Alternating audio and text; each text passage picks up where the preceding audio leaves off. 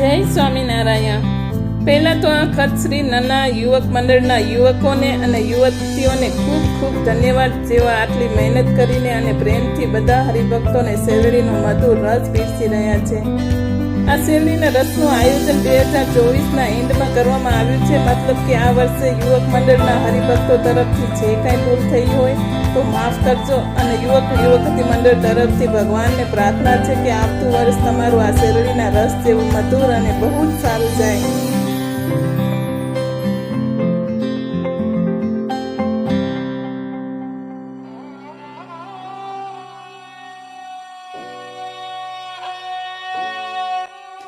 આ શેરડી જેમ ચીચોડાની વચ્ચે પીલાઈને આપણને ખૂબ સરસ અને મીઠો રસ આપે છે, તેમાં ભુજ મંદિરના સંતો પોતાની વ્યવસ્થા અને નિયમો અને સમય તેમજ ગમે તેવી પરિસ્થિતિમાં હેરાન પરેશાન થઈને અહીં આવે છે, તેમાં પણ તેઓને કેટલી તકલીફો પડતી હશે, છતાં આપણને આ શેરડીનો રસ જેવું મધુર વાણીથી આપણને મીઠું મીઠું જ્ઞાન પીરસે છે।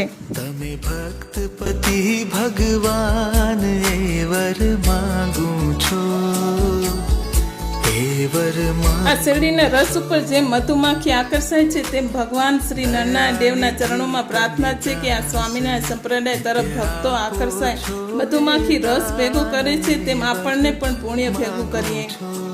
જેમ બધા ભક્તો કેટલા પ્રેમથી અને ભાવથી શેરડીનો રસ પીરસે છે, તેમજ નવું વર્ષ બધાનું પ્રેમ ભર્યું અને સમથી અને ભક્તિ ભરી જાય તેવી આશા રાખું છું। આ સલાહ અને જ્ઞાન બધા આપે છે, તો આપણને જે સારું લાગે તે શેરડીના રસની જેમ એકઠું કરવાનું અને બીજું શેરડીના છોતાની જેમ સાઈડમાં મૂકી દેવાનું। અલવેલા તમ આગળ હો અરજ કરું એ સારું એવર માંગું છો, એવર માંગું છો।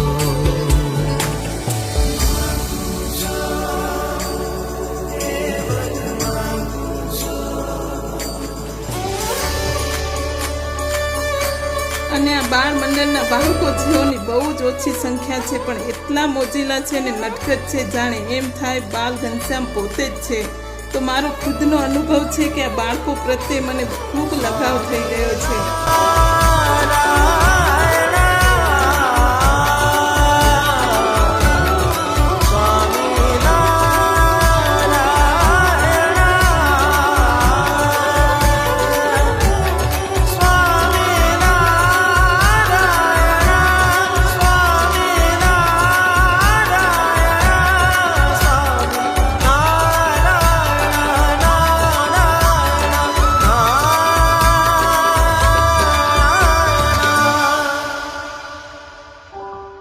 હો તમારા કોઈ ભક્તનો મારે દ્રોહ ક્યારે નવ થાય, એવર માંગું છો, એવર માંગું છો।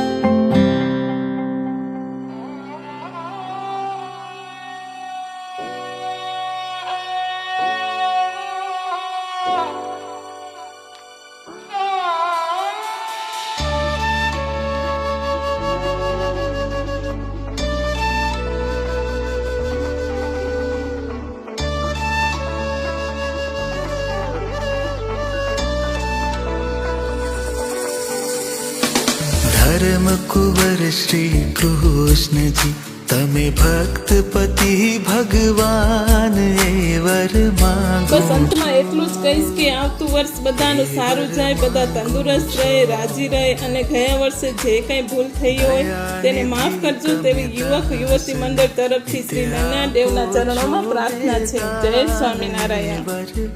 માંગું છો।